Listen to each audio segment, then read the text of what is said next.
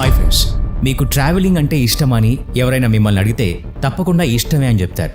ఈ ప్రశ్న ఎందుకు అడుగుతున్నావు అంటే దీనికి సమాధానం తెలుసుకోవాలంటే ఈ వీడియో స్కిప్ చేయకుండా చివరి వరకు చూడండి. మనం ఫ్రెండ్స్తో లేదా కుటుంబంతో కొత్త ప్రదేశాలకు వెళ్ళినప్పుడు అక్కడ ఉన్న కొత్త విషయాల్ని తెలుసుకోవాలనుకుంటాం. ఒక్కోసారి ఆ ప్రయాణంలో ఇబ్బందులు కూడా ఎదుర్కోవాల్సి వస్తుంది. సరిగ్గా అలాంటిదే జాన్కు కూడా జరిగింది. ఇది తెలుసుకుంటే మీరు చాలా ఆశ్చర్యపోతారు. ఆ ఇబ్బందులేంటో తెలుసుకుందామా? మరికెందుకు ఆలస్యం, let's start our today's episode. 2004లో 34 సంవత్సరాల వయసున్న జాన్ తన భార్య లీసా మరియు 2 పిల్లలతో పెన్సిల్వేనియాలో ఉన్న తన ఇంటి బయట సరదాగా గడపసాగాడు. ఇంతలో జాన్కి కళ్ళు తిరగసాగాయి. ఇలాగే సరిగ్గా అంతకుముందే జాన్ ఆఫీస్కి వెళ్తున్నప్పుడు కూడా జరిగింది. 1 నిమిషం తర్వాత నార్మల్ అయిపోయాడు. జాన్ దీనికి అలసట కారణమని అనుకున్నాడు. మొదటిసారి ఈ విషయాన్ని జాన్ అంతగా పట్టించుకోలేదు. రెండోసారి కూడా అలాగే జరగడంతో జాన్కి ఏదో జరుగుతోందని అర్థమైంది. ఈసారి అతనికి కళ్ళు తిరగడంతో పాటు బ్యాలెన్స్ తప్పి కింద పడిపోయాడు. అంతేకాదు అతని నాలుక కూడా ఎండిపోయింది.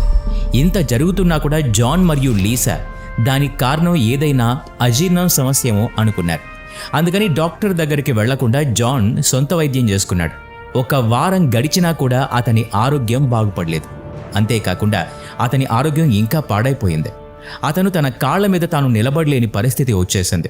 ఈ పరిస్థితి చూసి అతని భార్య లీసా లోకల్ హాస్పిటల్కి తీసుకెళ్ళింది.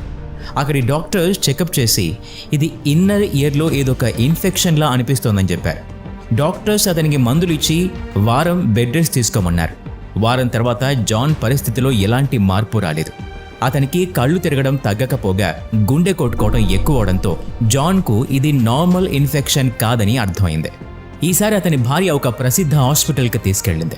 అతని కేస్ డాక్టర్ డేనియల్ టేకప్ చేశారు. అతను పెన్సిల్వేనియాలో ఒక న్యూరాలజిస్ట్. జాన్ తన సిమ్టమ్స్ అని డాక్టర్కి చెప్పగానే ఇది న్యూరాలజీకి చెందిందని డాక్టర్కి అర్థమైంది. అంతా విన్నాక జాన్తో ఒక టాస్క్ చేయమని చెప్పాడు. ఆ టాస్క్ ఏంటంటే జాన్ మొదట తన ముక్కును టచ్ చేసి తర్వాత డాక్టర్ వేల్ని టచ్ చేయాలి. ఇది వినడానికి చాలా సులువైన టాస్క్లా అనిపించిన ఒక న్యూరాలజీ పేషెంట్కు మాత్రం చాలా కష్టమైంది. జాన్ తన ముక్కును టచ్ చేశాడు, కానీ డాక్టర్ వేళ్లు మాత్రం టచ్ చేయలేకపోయాడు. ఆ సమయంలో అతని వేలు వణకసాగింది. జాన్కు సెరెబెలంలో ప్రాబ్లం ఉందని డాక్టర్కి అర్థమైంది. సెరెబెలం మన మెదడు వెనక భాగంలో ఉంటుంది. ఇది మన కండరాల్ని కంట్రోల్ చేస్తుంది. ఇది మన బాడీని బ్యాలెన్స్గా ఉండేలా చూసుకుంటుంది.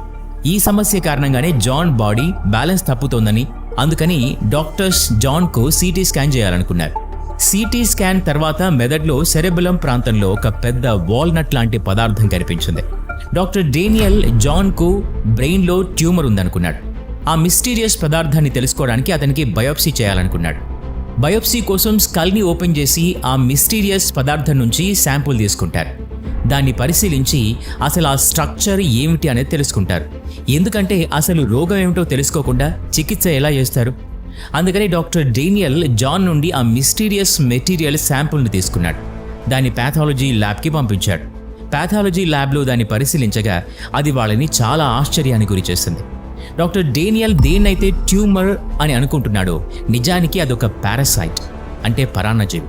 పరాన్నజీవి అంటే వేరే జీవుల మీద ఆధారపడి జీవించేది అని అర్థం. ఇది జాన్ మెదడులో ఉండి అతని మెదడును తినసాగింది. అందుకని జాన్ సెరెబెలంలో ఇబ్బంది రాసాగింది. డాక్టర్ డేనియల్కు ఈ విషయం తెలియగానే అతనికి మొత్తం అర్థమైపోయింది. కానీ అతని మెడికల్ జీవితంలో ఇలాంటి కేసును అతను ఎప్పుడూ చూడలేదు. డాక్టర్ డేనియల్కు పారాసైట్ గురించి తెలిసింది, కానీ ఇంకా తెలియాల్సింది ఏంటంటే అసలు ఈ పారాసైట్ ఏ రకానికి చెందింది అని. దాని మూలంగా అతని ట్రీట్మెంట్ మొదలుపెట్టొచ్చు. ఈ పారాసైట్ రకాన్ని తెలుసుకోవడానికి అసలు అది జాన్ లోపలికి ఎలా వచ్చిందో తెలుసుకోవాలి. దానికి డాక్టర్ డేనియల్ జాన్ని, లీసాని కొన్ని ప్రశ్నలు అడగటం మొదలుపెట్టారు. డాక్టర్ డేనియల్కు మొదట ఆహారం మీద అనుమానం వచ్చింది. ఎందుకంటే ఇలాంటి పారాసైట్స్ ఆహారం ద్వారానే మనిషి లోపలికి ప్రవేశిస్తాయి. కానీ లీసా చెప్పిన దాన్ని బట్టి ల్యాబ్ నుంచి వచ్చిన ఆ పారాసైట్ డిస్క్రిప్షన్ని డాక్టర్ డేనియల్ పరిశీలించగా ఆ పారాసైట్తో సరిపోయే రికార్డ్ ఏది లేదు. జాన్ దగ్గర ఎక్కువ సమయం లేదు. అందుకని ఆ పారాసైట్ రకాన్ని కనుక్కోవటానికి లీసాను మళ్లీ ప్రశ్నించసాగాడు.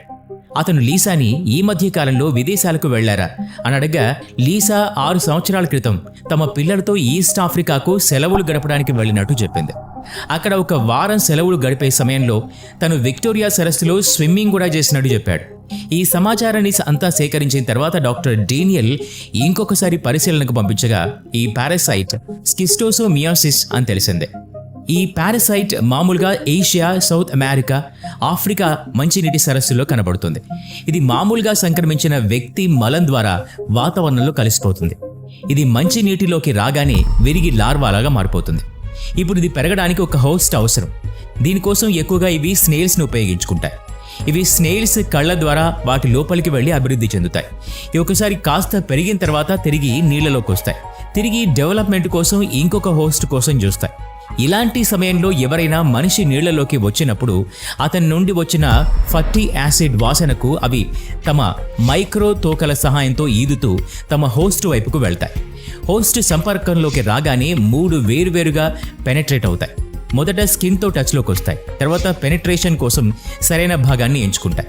మామూలుగా మన హెయిర్ మాలిక్యూల్స్ని ఆధారంగా చేసుకుని స్కిన్ లోపలికి కొంత దూరం వరకు వెళ్తాయి. అక్కడ ఒక కెమికల్ వదలగా అక్కడ ఒక చిన్న రంధ్రం ఏర్పడుతుంది.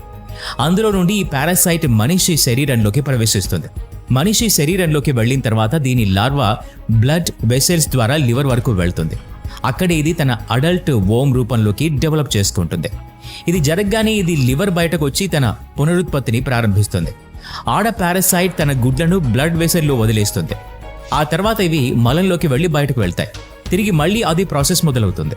కానీ జాన్ విషయంలో అలా జరగలేదు. అతనిలో 2 వామ్స్ పునరుత్పత్తి చేస్తున్నప్పుడు అవి పొరపాటున బ్లడ్ ఫ్లోతో పాటు జాన్ మెదడులోని సెరెబెలం భాగంలోకి వెళ్ళాయి. అక్కడే తమ గుడ్డను వదిలాయి. అలా వీటి సంఖ్య పెరుగుతూ జాన్ మెదడుని తొలుస్తూ వచ్చాయి. అతనికి సరైన సమయంలో చికిత్స చేయకపోయి ఉంటే అతను ప్యారలైజ్ అయిపోయేవాడు లేదా చనిపోయేవాడు. ఎందుకంటే అతనికి ఆపరేషన్ చేసి మెదడులో నుండి పారాసైట్లను తీసిన సంఖ్య లెక్క పెట్టడం చాలా కష్టం. జాన్ అదృష్టం బాగుంది కాబట్టి డాక్టర్ డేనియల్ పరిశీలన చేసి తన్ని బ్రతికించగలిగాడు. ఈ వీడియో నచ్చినట్లయితే లైక్ చేయండి, షేర్ చేయండి. ఇలాంటి మరిన్ని వీడియోస్ కోసం ఈ ఛానల్కి సబ్స్క్రైబ్ చేసుకుని బెల్ ఐకాన్ మీద క్లిక్ చేయండి. నెక్స్ట్ వీడియోలో మళ్ళీ కలుద్దాం. Thanks for watching.